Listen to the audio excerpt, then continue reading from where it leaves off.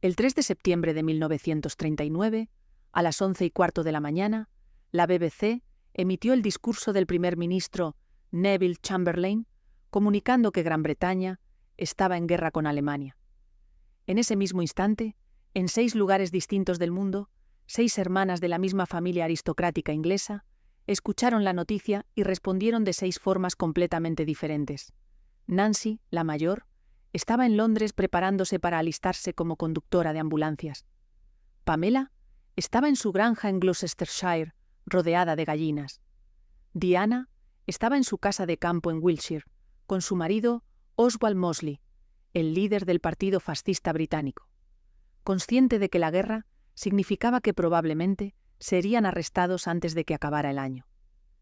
Jessica estaba en América con su marido, sobrino político de Winston Churchill, más comunista que nunca, y sin ninguna intención de volver a la Gran Bretaña, que había abandonado 2 años antes. Débora, la más joven, tenía 19 años y escuchó la noticia pensando en su prometido, Andrew Cavendish, que sería llamado a filas antes del fin de semana. Y Unity estaba en Múnich, en el jardín inglés de la ciudad, la más grande zona verde de Europa, con una pistola en la mano, una pistola que le había regalado Adolf Hitler. A las 11:45, Unity Valkyrie Freeman Mitford se disparó en la cabeza. No murió. Vivió 9 años más con una bala alojada en el cerebro. Murió en 1948, en un hospital de Escocia, de meningitis causada por esa bala.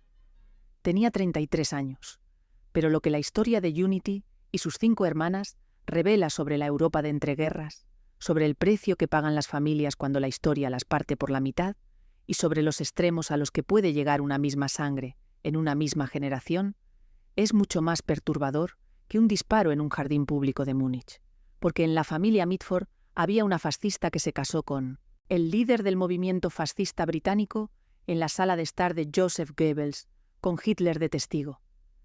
Había una comunista que se fugó a España en plena guerra civil, perdió a su primera hija de sarampión en los muelles del East End de Londres y acabó siendo la periodista de investigación más temida de América.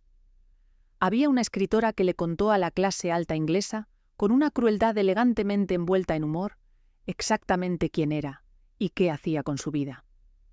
Y había una duquesa que salvó uno de los palacios más grandes de Inglaterra con el mismo pragmatismo tranquilo con que otras mujeres de su generación hacían la compra.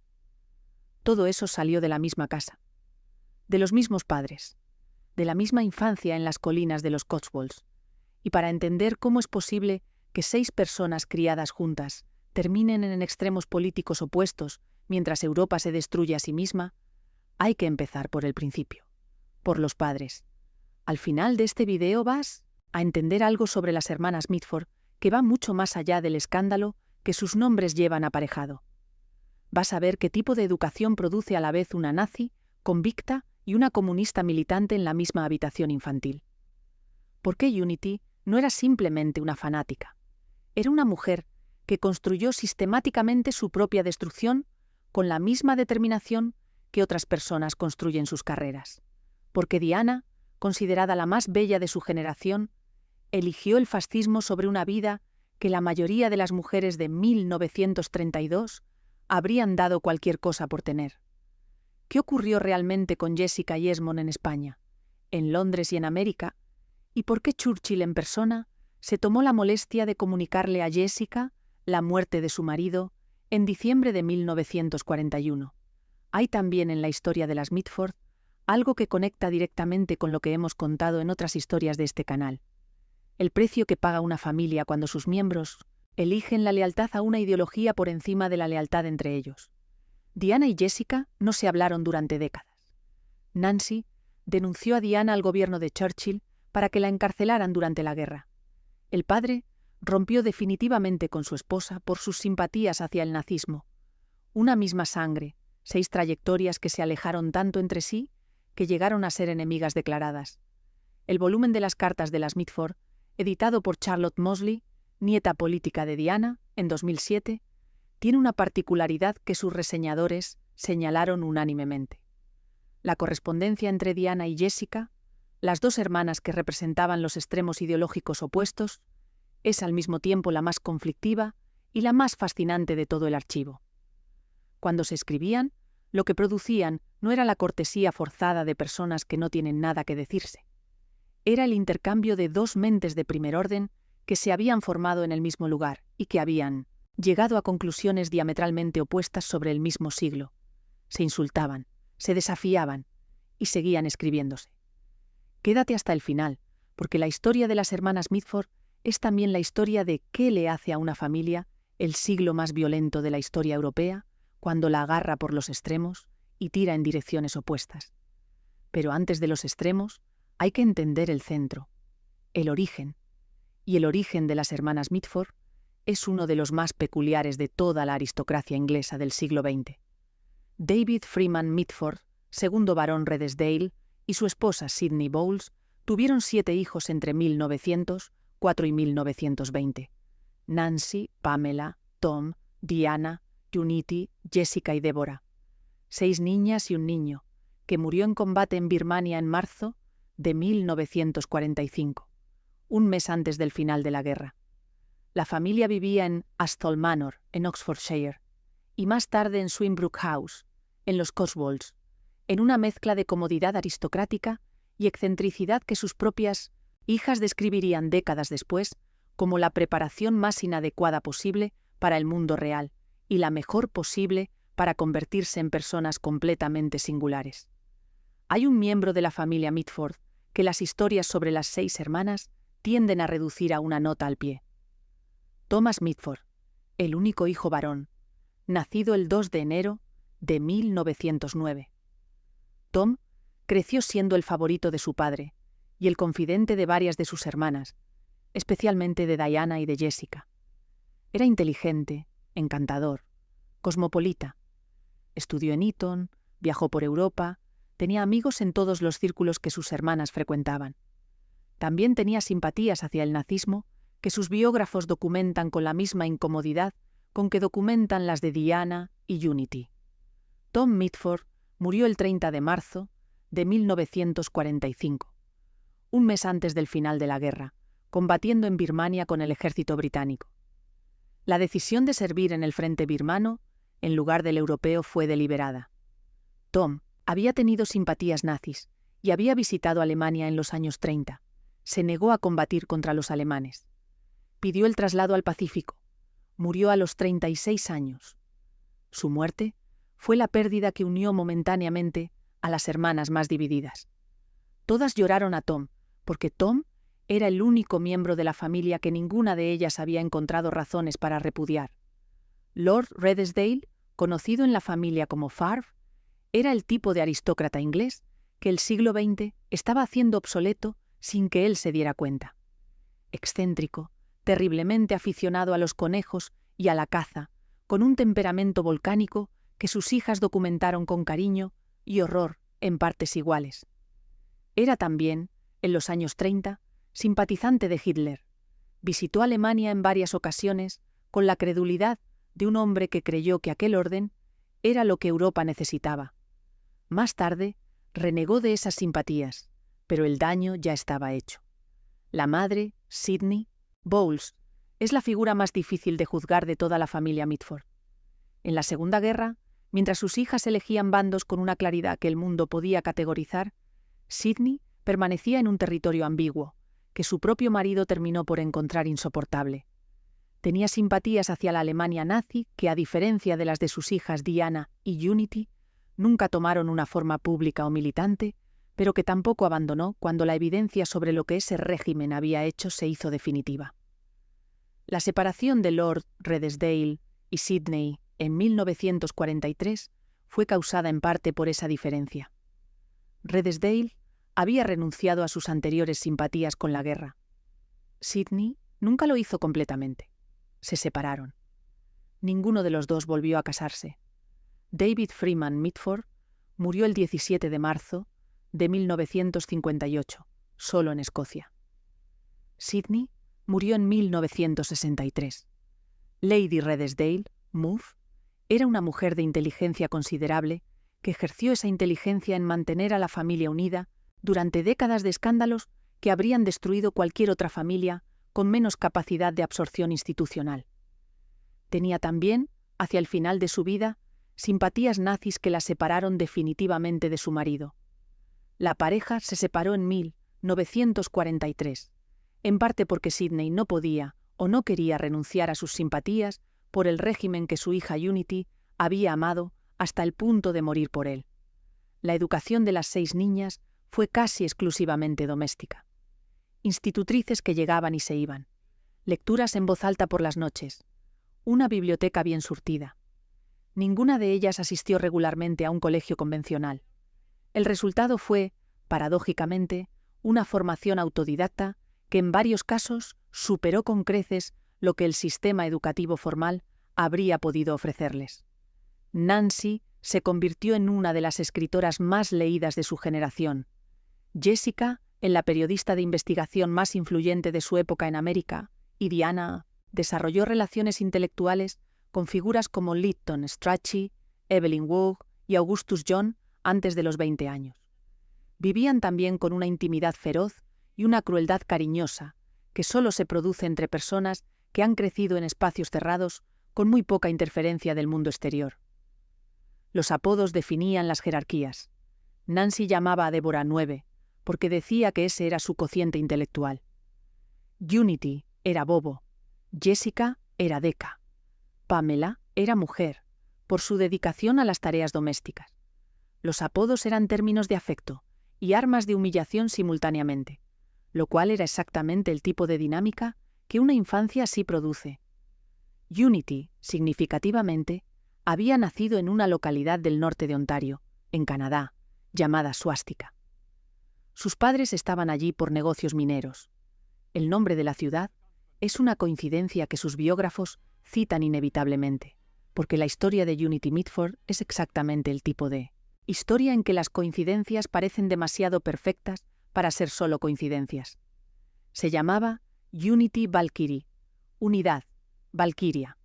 Nombres que habrían complacido a Wagner, nombres que Hitler, obsesionado con la mitología nórdica y con el compositor que representaba para él lo más elevado de la cultura alemana, encontró fascinantes.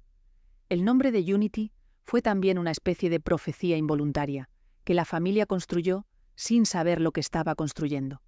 Unity, unidad, era el nombre de una actriz de la época a quien Lady Redesdale admiraba.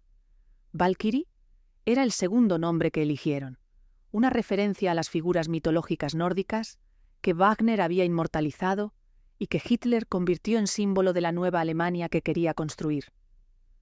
Unity Valkyrie, concebida en un pueblo llamado Swastika en Ontario, bautizada con el nombre de las guerreras de Wotan, criada en los Cotswolds con una familia que en los años 30 tenía simpatías hacia el mismo régimen que iba a destruirla. La historia de Unity Mitford es también la historia de alguien a quien su propio nombre había preparado para ser exactamente lo que fue, lo cual no la justifica, solo la hace más trágica. Y fue precisamente esa fascinación, la de Hitler hacia Unity y la de Unity hacia Hitler, la que convirtió a una niña excéntrica de la aristocracia inglesa en la mayor amenaza potencial para las relaciones diplomáticas entre Gran Bretaña y Alemania en los años que precedieron a la guerra. Diana Mitford tenía 18 años cuando se comprometió con Brian Guinness, heredero de la baronía de Moyne y del negocio cervecero más importante de las Islas Británicas. Era el partido más brillante de su generación, el que cualquier familia con aspiraciones habría elegido para su hija más guapa. Se casaron el 30 de enero de 1929 en St. Margaret's, Westminster. Diana tenía 19 años, con 20.000 libras al año de renta, casas en Londres, Dublín y Wiltshire y una posición en el centro del mundo artístico e intelectual de la Londres de los años 20, Diana Guinness era objetivamente una de las mujeres con más opciones de Europa. En 1932 lo dejó todo para irse con Oswald Mosley. Mosley era el político más carismático y más peligroso de la política británica de entreguerras. Había sido parlamentario conservador, luego laborista, y en 1932 acababa de fundar la Unión Británica de Fascistas, modelada directamente sobre el fascismo italiano de Mussolini. Era también un hombre que ejercía sobre las personas que lo rodeaban una atracción que sus contemporáneos describían como difícil de explicar a quienes no lo habían experimentado directamente. Su primera esposa, Lady Cynthia, había muerto de peritonitis en 1933. Diana fue su amante durante años mientras era casada con Guinness, y después de que Guinness le concediera el divorcio, citando adulterio de su marido, en junio de 1933. Los dos se casaron en secreto. El 6 de octubre de 1936, en el comedor de la villa de Joseph Goebbels en Berlín. De testigos, Adolf Hitler, Robert Gordon Canning y William Allen. El matrimonio fue mantenido en secreto hasta el nacimiento de su hijo Alexander en 1938. Lo que Diana nunca explicó completamente, en ninguna de sus memorias ni en ninguna de sus entrevistas, era exactamente qué nivel de conocimiento tenía sobre la naturaleza del régimen que Goebbels representaba en el momento de la boda. Sobre lo que ocurrió después no hay ambigüedad posible.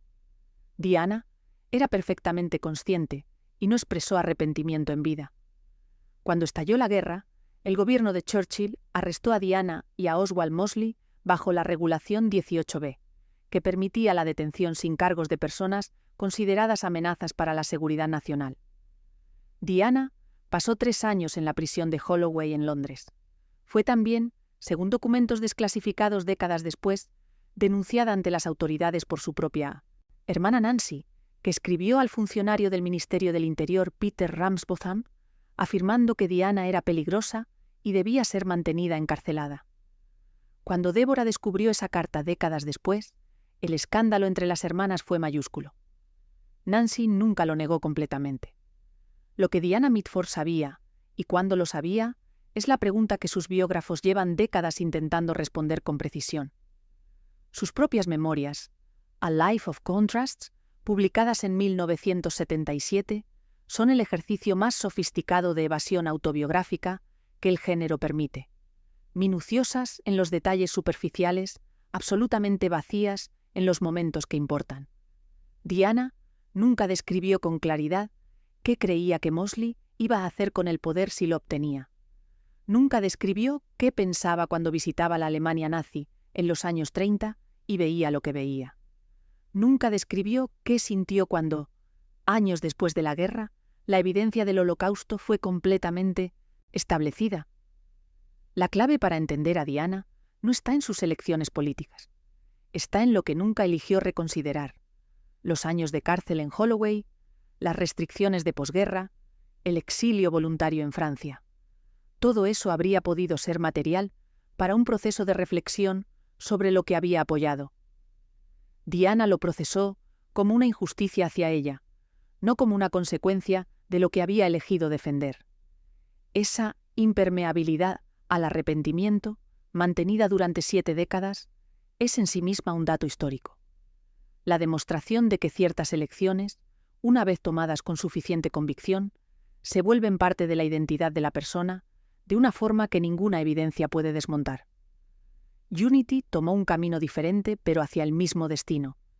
En el verano de 1934, con 19 años, se trasladó a Múnich con el objetivo explícito de conocer a Hitler. No de verlo en un rally, no de admirarlo desde lejos, de conocerlo en persona, hablar con él, ser parte de su círculo. Lo que ocurrió durante los 10 meses siguientes es uno de los episodios más extravagantes de toda la historia de las relaciones anglo-alemanas de los años 30. Unity descubrió que Hitler comía con regularidad en el Osteria Bavaria, un pequeño restaurante del centro de Múnich. Comenzó a sentarse allí todos los días, sola, con un libro, en una mesa, desde la que podía ver la mesa habitual de Hitler. Lo miraba, esperaba, se las ingeniaba para estar en su línea de visión, sin resultar obviamente intrusiva. Siguió haciéndolo durante 10 meses.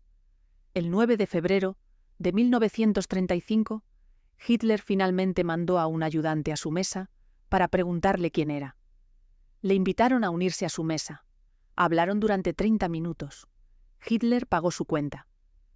En la carta que Unity escribió a su padre ese mismo día, dijo: «Fue el día más maravilloso y hermoso de mi vida. Estoy tan feliz que no me importaría morir un poco. Durante los 5 años siguientes, Unity Mitford se convirtió en la única británica que tuvo acceso sostenido y regular al círculo interno de Hitler. Documentó 139 reuniones con él en su diario, un cuaderno de tapas negras que permaneció desaparecido durante 80 años y fue autenticado y publicado en enero de 2025. Sus entradas son, históricamente, una decepción colosal. Unity documenta con precisión cuándo estuvo con Hitler, durante cuánto tiempo, si estaba de buen humor. Sobre el contenido de las conversaciones, sobre lo que dijo y pensó el hombre que en esos años estaba planificando la destrucción de Europa, no dice casi nada. El diario es el registro de una obsesión, no el de una observadora. Su entrada de diciembre de 1934, que el Daily Mail citó como la más reveladora al publicar el hallazgo, dice: «Habló mucho de los judíos, lo cual fue maravilloso». La naturaleza exacta de la relación entre Unity y Hitler es una pregunta que el diario recientemente autenticado no resuelve, pero que sí documenta desde un ángulo nuevo. Las entradas muestran a una Unity que registra cada encuentro con la precisión de una científica, que cataloga especímenes, pero que carece completamente de la distancia analítica que la ciencia requiere. Hitler estaba de su mejor humor. Hitler estuvo maravilloso. Hitler la tomó de la mano todo el tiempo. No hay nada sobre política alemana, nada sobre los planes que Hitler estaba ejecutando en esos años, nada sobre las consecuencias que sus visitas podían tener para las relaciones entre los dos países. Era el diario de alguien que había construido toda su identidad alrededor de una persona y que había dejado de tener identidad propia fuera de esa relación. Los académicos han debatido durante décadas si Unity y Hitler tuvieron una relación sexual. El diario recientemente publicado sugiere, sin confirmar, que Unity era casi con certeza sexualmente activa, con figuras del círculo nazi, lo que añade una capa adicional de ambigüedad a una relación que ya era suficientemente difícil de clasificar. Lo que sí es claro es que Eva Braun, la compañera oficial de Hitler, la consideraba una amenaza real y la trató como tal, y que la pistola con que Unity se disparó en el jardín inglés de Múnich el 3 de septiembre de 1939 había sido un regalo de Hitler, que se la había dado para que se protegiera si alguna vez lo necesitaba. Que Unity la usara contra sí misma es la imagen más precisa posible de lo que fue esa relación. Hitler le regaló una insignia de oro con la esvástica. Le consiguió un apartamento en Múnich en 1938. La llevó a los Juegos Olímpicos de Berlín de 1936 en un Mercedes-Benz que él mismo proveyó. Eva Braun, la compañera oficial de Hitler, la odiaba con la precisión de alguien que entiende perfectamente la naturaleza de las amenazas. En su diario, Braun describió a Unity como la Valquiria y escribió: «Yo, la amante del hombre más grande de Alemania y del mundo, me siento aquí esperando mientras el sol se burla de mí a través de los cristales de la ventana». El jefe del MI5, Guy Liddell, registró en su diario que Unity representaba una amenaza real para la seguridad nacional. Unity Mitford ha estado en contacto íntimo y cercano con el Führer y sus seguidores durante varios años, y era una ardiente y abierta defensora del régimen nazi.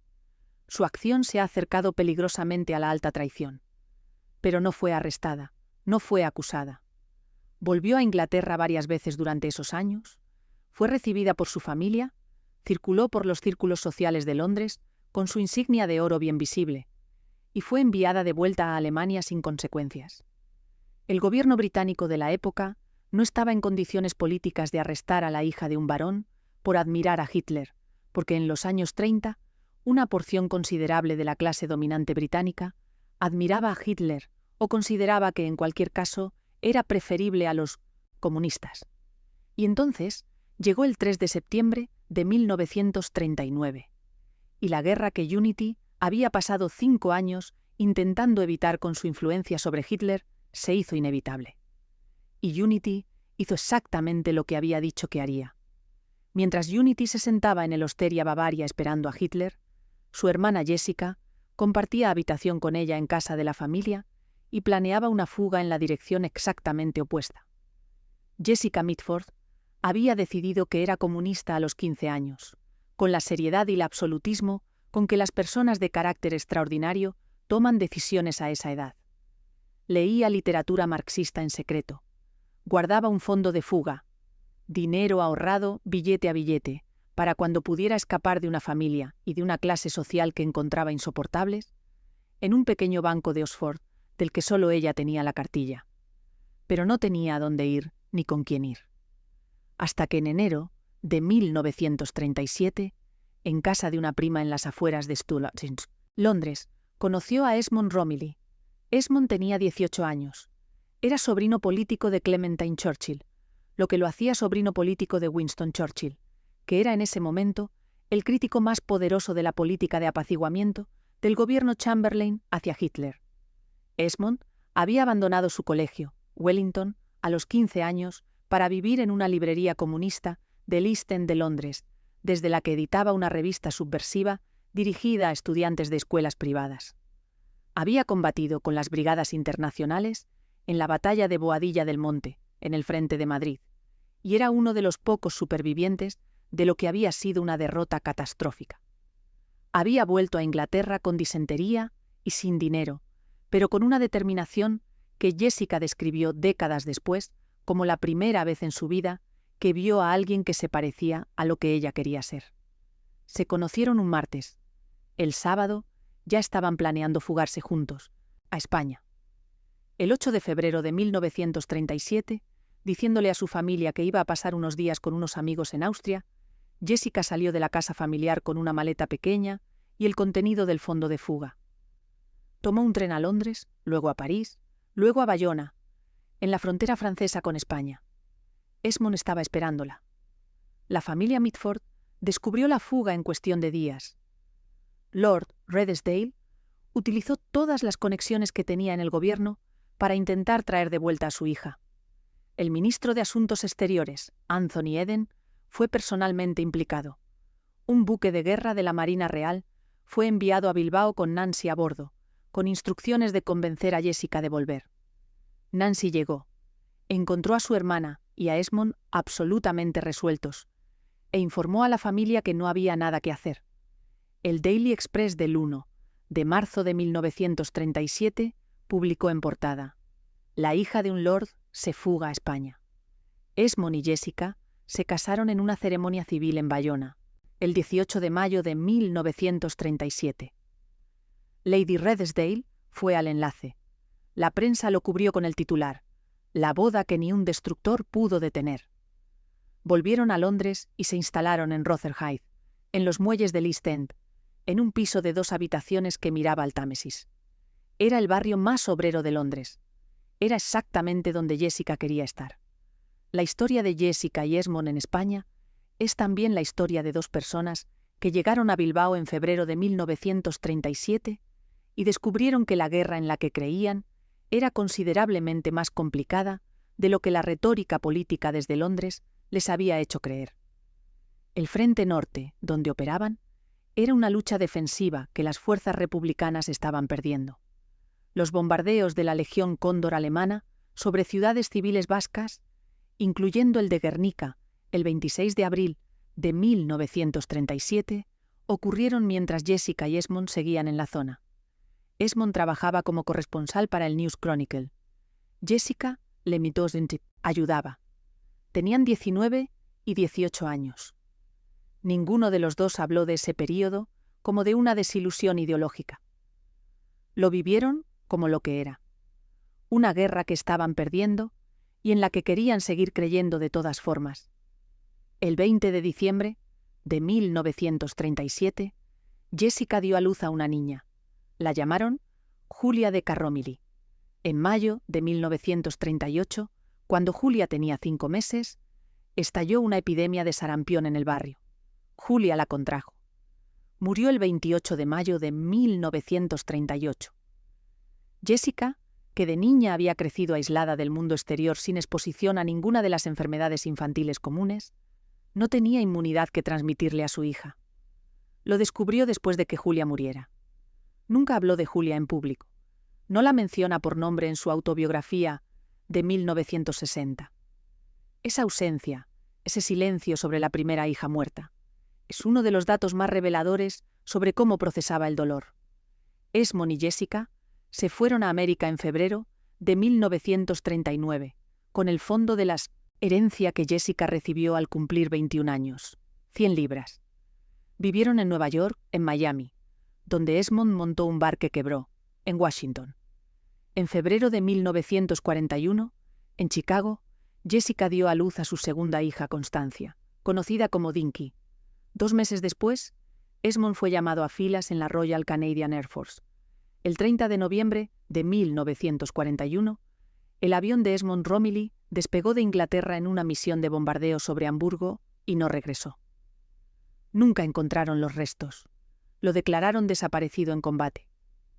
Winston Churchill, que tenía sobre su escritorio los planes para la conferencia de Washington, que acababa de sobrevivir lo que los médicos diagnosticaron como insuficiencia coronaria, que estaba gestionando la entrada de Estados Unidos en la guerra después de Pearl Harbor, se tomó el tiempo de ir en persona a comunicarle a Jessica que su marido había muerto.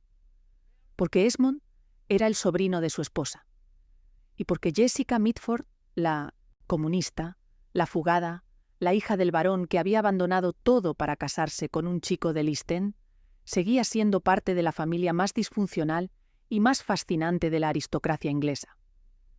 Jessica tardó meses en aceptar que Esmond no volvería. Mandó telegramas a su madre diciendo simplemente, esperando mejores noticias.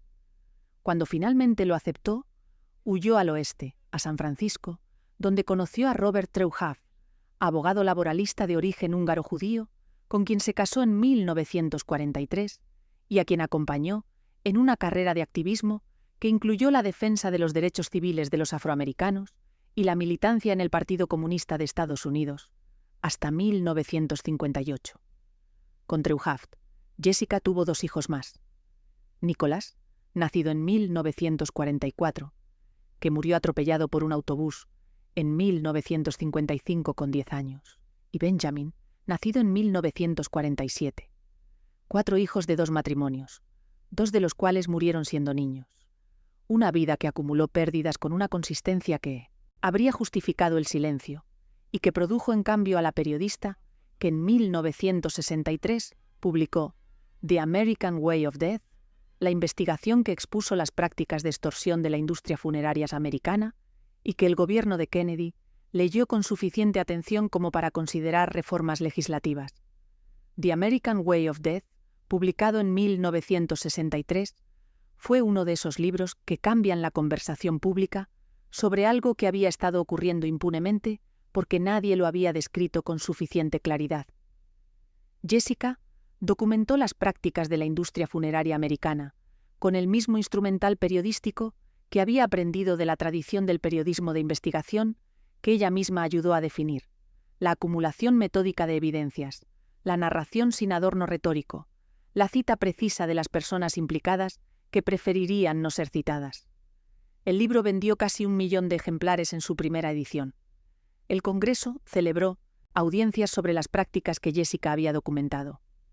La Comisión Federal de Comercio empezó a desarrollar regulaciones para el sector.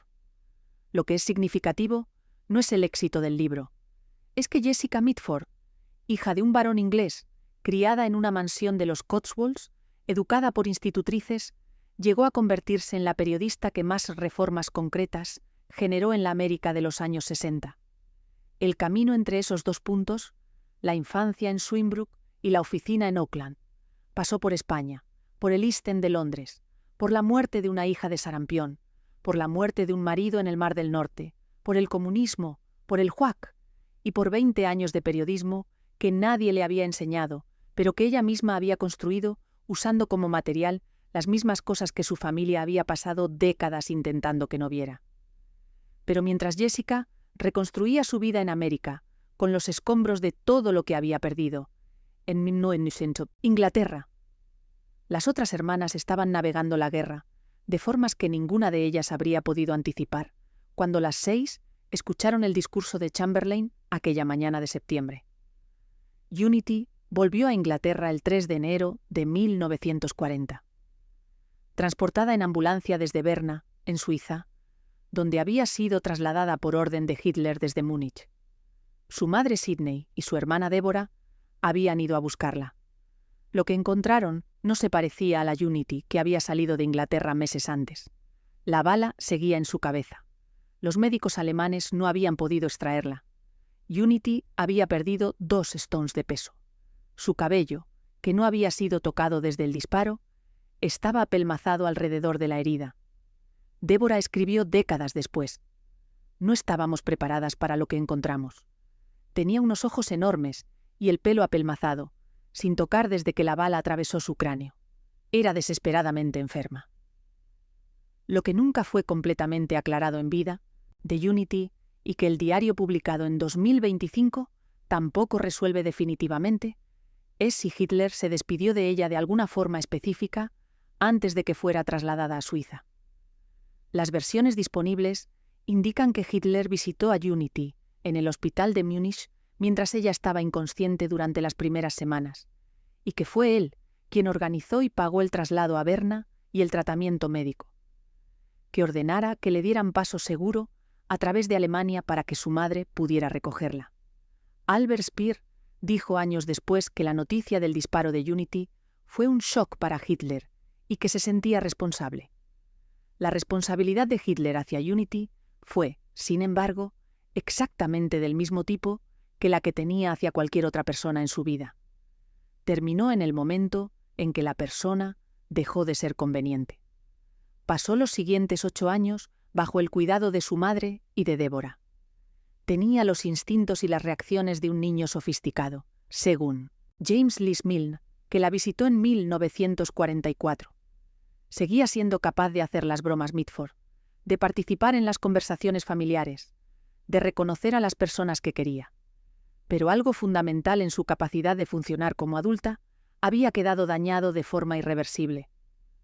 Murió el 28 de mayo de 1948 en un hospital de Oban, Escocia, de meningitis causada por el reblandecimiento cerebral alrededor de la bala que nadie había podido extraer. Tenía 33 años. Está enterrada en el cementerio de Swinbrook, en Oxfordshire, entre sus hermanas Nancy y Diana. Diana y Oswald Mosley fueron liberados de la prisión de Holloway en noviembre de 1943, cuando la salud de Mosley empeoró hasta el punto de hacer peligrar su vida. La liberación generó protestas públicas que el gobierno tuvo que gestionar con cuidado. Permanecieron bajo arresto domiciliario hasta el final de la guerra. En 1949 recuperaron los pasaportes y se instalaron en la localidad de Orsay, cerca de Villemostre-en-Soissons, París, en una casa que llamaron Le Temple de la Gloire. Mosley murió en 1980. Diana vivió hasta los 93 años, muriendo en París en agosto de 2003, en plena ola de calor que mató a miles de ancianos en toda Europa. Hasta el final de su vida, Diana Mosley negó el Holocausto. En una entrevista de 1989, dijo que no creía que los nazis hubieran matado a 6 millones de judíos. Tenía 89 años. Había tenido 70 años para considerar la evidencia disponible. Era una elección deliberada, no la confusión de alguien que no entiende lo que ocurrió. Y esa elección la separó para siempre de la mayoría de las personas con quienes había crecido, incluyendo a las hermanas que sobrevivieron a la guerra con sus facultades intactas. Nancy nunca volvió a vivir en Inglaterra. Se instaló en el Quai Malaquais de París en 1945, siguiendo a Gaston Palevsky, el diplomático y político francés que fue el amor de su vida y que la correspondió de formas irregulares e insatisfactorias durante décadas. Escribió sus novelas más importantes desde París: La caza del amor en 1945 y Amor en clima frío en 1949, que eran también las más autobiográficas. La forma en que Nancy describió a su familia en esas novelas, los excéntricos padres, las hermanas desbocadas, el mundo de los Cotswolds, que ninguna de ellas supo exactamente si amaba u odiaba, hizo que Diana no le hablara durante años. Nancy también publicó en 1954 en la revista Encounter su célebre ensayo sobre el lenguaje U y non-U, la distinción entre el vocabulario de las clases altas y el de las clases medias que generó la polémica más larga de su carrera, y que decía, en esencia, que la clase alta británica se reconocía entre sí por la forma en que hablaba, y que las clases medias nunca terminarían de aprenderlo por muchos manuales que consultaran. El ensayo de Nancy sobre el lenguaje U y non-U, publicado en 1954 en la revista Encounter, y recogido luego en el volumen Noblesse Oblige en 1956, fue recibido como una broma elegante y como una provocación de clase simultáneamente. Lo que Nancy argumentaba era simple. La clase alta inglesa no se reconocía por el dinero, ni por el título, ni por la dirección de su casa. Se reconocía por las palabras que usaba. Lavatory, no toilet; what, no pardon; sofa, no settee. Una lista de términos que los de arriba usaban y que los aspirantes de abajo adoptaban incorrectamente, produciendo un marcador social más preciso que cualquier otra señal observable. El ensayo era al mismo tiempo una descripción exacta y una demostración del fenómeno que describía. Nadie que no fuera U podría haber escrito ese ensayo con esa precisión. La denuncia de Nancy contra Diana al gobierno de Churchill en 1940 es el episodio más perturbador de la historia entre las hermanas, y el que sus biógrafos han analizado con mayor cuidado, precisamente porque no encaja con ninguna narrativa simple. Nancy no denunció a Diana en un momento de pánico o de confusión patriótica. Lo hizo por escrito, con detalle, a un funcionario del gobierno, describiendo a su hermana como genuinamente peligrosa para la seguridad nacional. Y años después, cuando Jessica confrontó a Nancy con la carta, Nancy la defendió. Dijo que Diana era peligrosa, que lo seguía creyendo. Esa crueldad hacia Diana coexistía, en la correspondencia de Nancy, con una ternura hacia sus otras hermanas que era completamente real. Con Débora mantuvo una correspondencia de décadas que sus biógrafos describen como una de las amistades más genuinas de la vida de ambas. Con Jessica se reconcilió parcialmente en los últimos años de su vida, aunque las diferencias políticas nunca desaparecieron completamente. Con Pamela mantuvo el afecto cómodo de dos personas que no tienen nada de qué discutir. Solo con Diana, la relación fue algo que no tiene nombre exacto. La combinación de amor de origen y repudio moral que se produce cuando quieres a alguien que ha hecho cosas que encuentras imperdonables. Pamela siguió siendo, como había sido siempre, la Mitford tranquila. Se casó con Derek Jackson en 1936, un físico millonario que contribuyó a los desarrollos del radar durante la guerra, que era también un jockey aficionado de nivel profesional y que había estado casado 4 veces antes de Pamela y lo estaría 2 veces más después. Se divorciaron en 1951. En la segunda mitad de su vida, Pamela vivió principalmente en Gloucestershire con su compañera de vida italiana, Giuditta Tomasi, con quien compartió décadas de vida tranquila en el campo.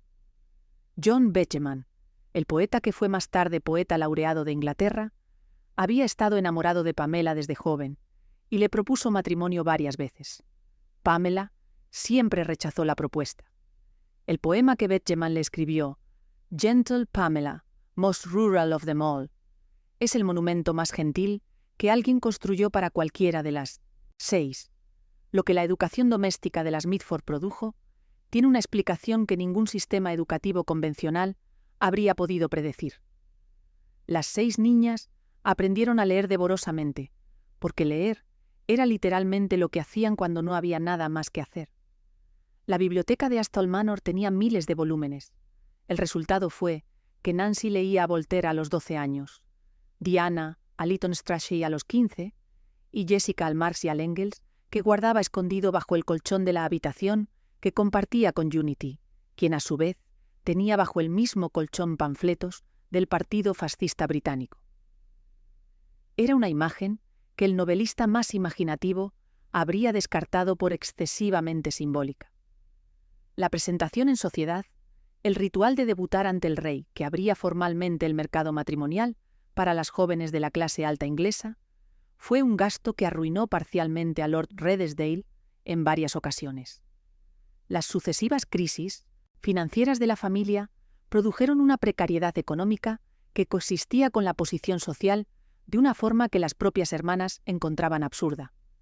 Tenían título, pero no dinero, acceso a los mejores círculos de Londres, pero sin recursos para sostenerlo, y una educación que las hacía perfectamente adecuadas para conversar en cualquier mesa importante de Europa, y perfectamente inadecuadas para cualquier otra cosa. Deborah, la más joven, se casó en 1941 con Andrew Cavendish, segundo hijo del duque de Devonshire. En 1944, el hermano mayor de Andrew, Billy Hartington, marido de Kathleen Kennedy, hermana del futuro presidente, fue muerto en combate en Bélgica. Andrew heredó el ducado. En 1950, cuando murió el 10º duque, Andrew y Deborah se convirtieron en el 11º duque y duquesa de Devonshire. El problema era que el palacio de Chatsworth, una de las residencias aristocráticas más grandes de Inglaterra, venía con una deuda de herencia del 80% del valor total del patrimonio, que ascendía a 7 millones de libras. Deborah pasó los siguientes 40 años convirtiendo Chatsworth en un negocio viable. Abrió el palacio al público. Creó una tienda de la granja que vendía productos de la finca. Desarrolló negocios de turismo y hostelería. Escribió libros sobre Chatsworth y sobre su vida que se vendieron en la propia tienda del palacio. Cuando el 11º duque murió en 2004 y su hijo Peregrine heredó el título, Chatsworth era un negocio rentable que generaba ingresos suficientes para su propio mantenimiento. Lo que Deborah había construido era, en esencia, lo mismo que había hecho toda la generación de aristócratas de su época, con los mismos problemas. Convertir el pasado en un producto comercial lo suficientemente atractivo como para que el presente pudiera pagar las facturas. Deborah escribió sobre Chatsworth con el mismo pragmatismo con que había construido el negocio. Con precisión, sin sentimentalismo sobre el pasado y sin ansiedad sobre el futuro. Sus memorias, Wait for Me, son el libro más tranquilo de toda la familia Mitford. No hay traumas que procesar. No hay ideologías que defender ni repudiar. No hay amores imposibles que llorar. Hay una mujer que recibió una institución en estado de ruina y la convirtió en algo que podía sostenerse, y que encontró en ese trabajo suficiente satisfacción como para no necesitar ningún drama adicional. Lo que Deborah sí tenía, y que rara vez aparece en las descripciones superficiales de ella como la Mitford normal, era una inteligencia política de primer orden que ejerció en el único territorio que le interesaba. Conocía a Churchill, conocía a Kennedy, había tenido té con Hitler de niña y no se había impresionado. Tenía el juicio de alguien que había visto a los grandes hombres del siglo desde una distancia suficientemente cercana como para saber exactamente qué valían. Ese juicio lo aplicó en Purity Inter, exclusiva a la gestión del patrimonio familiar, y el resultado fue que Chatsworth sobrevivió cuando la mayoría de los palacios comparables de Inglaterra terminaron en manos del National Trust o de cadenas hoteleras. En 2007, Charlotte Mosley editó un volumen de 12.000 cartas intercambiadas entre las 6 hermanas a lo largo de sus vidas. Lo que esas cartas revelan sobre la familia Mitford es lo que ninguna de sus memorias individuales, por muy honestas que fueran, podía revelar, que las 6 hermanas, a pesar de todo, nunca dejaron de escribirse. Nunca dejaron de necesitarse, incluso cuando se odiaban. El volumen de correspondencia editado por Charlotte Mosley en 2007, con el título The Mitfords, Letters Between Six Sisters, es uno de los documentos más reveladores sobre los vínculos familiares bajo presión extrema que el siglo XX dejó por escrito. 12.000 cartas, 60 años de correspondencia. Desde las cartas infantiles de Nancy a sus padres, hasta las últimas cartas de Deborah, la superviviente, que murió en 2014, siendo la última de las 6. Lo que esas cartas muestran es la paradoja central de las Mitford, que la misma intensidad que llevó a algunas de ellas a posiciones ideológicas que el mundo juzgó como monstruosas, fue también la intensidad que las mantuvo conectadas cuando cualquier otra lógica habría justificado el corte definitivo. Diana y Jessica no se hablaron durante décadas. Nancy denunció a Diana al gobierno. Jessica y su padre no se dirigían la palabra, y sin embargo, seguían escribiéndose, seguían mandándose noticias de sus hijos, comentarios sobre los libros que estaban leyendo, bromas en el idioma privado que habían construido juntas en los Cotswolds. Nancy murió de linfoma de Hodgkin en junio de 1973, en Versalles, después de 4 años de una enfermedad que sus hermanas describieron como una de las más dolorosas que habían visto. Gastón Palewski, el amor de su vida, fue a visitarla cuando ya no podía levantarse de la cama. En sus últimas semanas, recibió el título de Comandante de la Orden del Imperio Británico, un reconocimiento que llegó 30 años tarde y que de todas formas le produjo la satisfacción seca e irónica que era su registro natural. Pamela murió en abril de 1994, en Gloucestershire, a los 86 años, siendo la Mitford que más silenciosamente había vivido y que más serenamente murió. Jessica murió de un tumor cerebral en julio de 1996, en Oakland, California, a los 78 años. Había seguido escribiendo hasta casi el final. Su investigación sobre la industria de la educación superior americana, Kind and Usual Punishment, sobre el sistema penitenciario americano, y The American Way of Birth, sobre la medicalización del parto, fueron trabajos que mantuvieron su reputación de periodista incómoda hasta la última década de su vida. J.K. Rowling, en 2002, dijo de Jessica Mitford: «Sin duda mi escritora más influyente». Es el tributo más inesperado de toda la historia de las Mitford, y al mismo tiempo perfectamente coherente con el tipo de influencia que Jessica ejerció. No sobre los críticos literarios, sino sobre las personas que encontraban en sus libros la confirmación de que la indignación era una respuesta válida ante el poder. Diana murió en agosto de 2003, en París. Débora, la última, murió el 24 de septiembre de 2014, a los 94 años, en Chatsworth. Era la Mitford que había vivido más tiempo, la que había acumulado más historia sin protagonizar el tipo de escándalo que convierte a alguien en titular. En sus memorias, Wait for Me, publicadas en 2010, describió a sus hermanas con la ecuanimidad de alguien que las había querido a todas, y que entendía que querer a las personas no significa aprobar lo que hacen. Era una posición que requería una generosidad considerable. Débora la practicó durante 94 años. El diario de Unity, autenticado y publicado en enero de 2025 después de 80 años de paradero desconocido, es la última incorporación al archivo documental de una familia que lleva un siglo siendo analizada. Los historiadores esperaban revelaciones sobre los planes de guerra de Hitler, sobre los secretos diplomáticos que Unity podría haber escuchado en 139 reuniones con el hombre más peligroso de Europa. Lo que encontraron fue el diario de una obsesión, entradas que documentan cuándo estuvo con Hitler, si sonreía, si la tomó de la mano, si estaba de buen humor, sin política, sin estrategia, sin ningún dato que la historia no conociera ya, solo el registro meticuloso de una mujer que decidió construir su mundo alrededor de una persona, y que cuando esa persona arrastró a 2 países a una guerra que ella amaba por igual, eligió la única salida que su mente tenía disponible. Hay un patrón en la historia de las hermanas Mitford que conecta con las historias de otras familias que hemos contado en este canal, pero que tiene una especificidad que ninguna de esas otras historias tiene completamente. Es la historia de lo que le hace a una familia, cuando la historia misma del siglo la usa como campo de pruebas de sus propias contradicciones. Hay también en la historia de las Mitford un eco con el tiempo presente que sus biógrafos más recientes han señalado con cautela. En una época en que los extremismos políticos vuelven a ofrecer a las personas desilusionadas, con el centro, la promesa de certeza y comunidad que los sistemas moderados no pueden garantizar, las historias de Diana y Unity funcionan como documentos sobre cómo personas inteligentes, educadas y de recursos pueden llegar a posiciones que el mundo juzgó como monstruosas, no por falta de información, sino por exceso de necesidad de un mundo que tuviera sentido completo.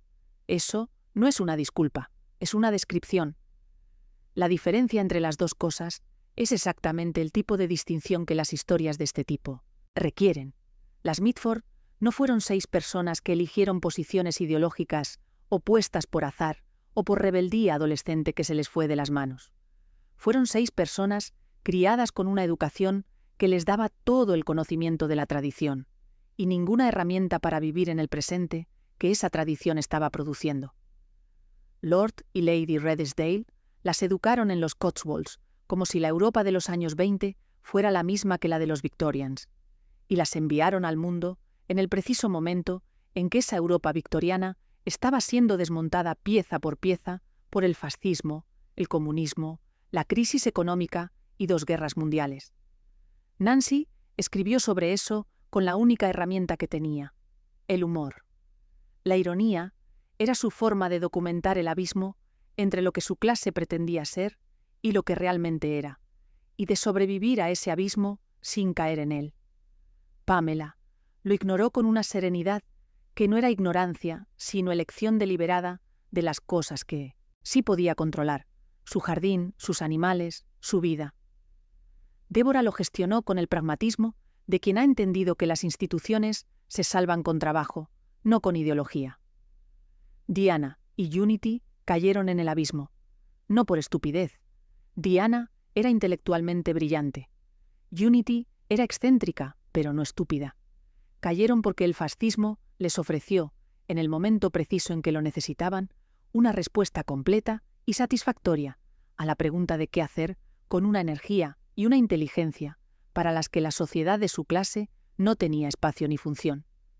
Y las personas que reciben una respuesta completa a sus preguntas más urgentes, raramente examinan las consecuencias de esa respuesta con la frialdad que la situación requeriría. Jessica cayó en el abismo opuesto con la misma velocidad y por razones simétricas.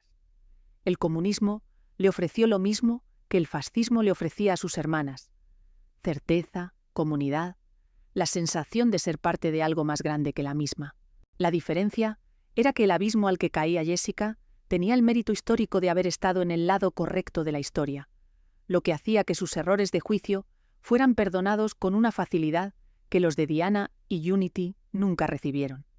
La frase que resume mejor a las Mitford no la escribió ninguna de ellas. La escribió Laura Thompson, la autora de la mejor biografía colectiva del grupo, The Six, publicada en 2016. Dice: «Nunca volverá a haber 6 chicas así, criadas de esa manera, en esa época». Es la observación más modesta posible sobre una familia que produjo una nazi, una comunista, una duquesa, una escritora, una mujer que fue el amor no correspondido del mejor poeta de su generación, y otra que vivió 94 años sin protagonizar ningún escándalo, y que fue quizás la más inteligente de todas. La serie de televisión Outrageous, emitida en junio de 2025 en BritBox y U-Drama, fue la primera producción de ficción mayor sobre las Mitford en 1900 décadas, con un reparto que incluía a Bessie Carter como Nancy, Joanna Vanderham como Diana y Shannon Watson como Unity. El simple hecho de que en 2025, 80 años después del final de la guerra, una productora británica decidiera que la historia de las Mitford era lo suficientemente relevante como para invertir en una producción de gran presupuesto. Dice algo sobre la naturaleza de esa historia. No es una curiosidad histórica, es un documento sobre las contradicciones de la modernidad que sigue siendo legible, porque las contradicciones que describe no han desaparecido. Están enterradas las 6, excepto Jessica, que está en Auckland, en el mismo cementerio de Swinbrook, en Oxfordshire. Unity en el centro, flanqueada por Nancy y Diana. Débora al lado, Pamela cerca, como habían vivido, juntas, separadas, en el mismo espacio, en mundos completamente distintos. La historia de las hermanas Mitford está siendo revisada de formas nuevas en los últimos años por la misma razón, que hace que cualquier historia sobre el fascismo siga siendo relevante. Porque los mecanismos que lo produjeron no han desaparecido. La pregunta de cómo personas inteligentes y bien educadas terminaron defendiendo lo indefendible sigue siendo una pregunta que el siglo XXI no puede responder, diciendo simplemente que esas personas eran malvadas o estúpidas. Diana no era malvada ni estúpida. Unity no era malvada ni estúpida. Eran personas que encontraron en el fascismo respuestas a necesidades que el mundo en que vivían no satisfacía. Ese proceso el de encontrar certeza en un sistema que ofrece certeza a cambio de renunciar a la complejidad, es un proceso que no requiere un contexto histórico específico para funcionar. 12.000 cartas. 60 años de correspondencia. Nunca dejaron de escribirse.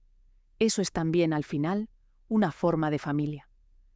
Esmond Romilly, el marido de Jessica, murió a los 23 años sobre el Mar del Norte en una misión de bombardeo. Tom Mitford murió a los 36 en Birmania. Unity. Mitford murió a los 33 con una bala en la cabeza que nadie pudo extraer. El hijo de Jessica, Nicholas Truhaft, murió atropellado a los 10 años. La hija de Jessica, Julia, murió de sarampión a los 5 meses.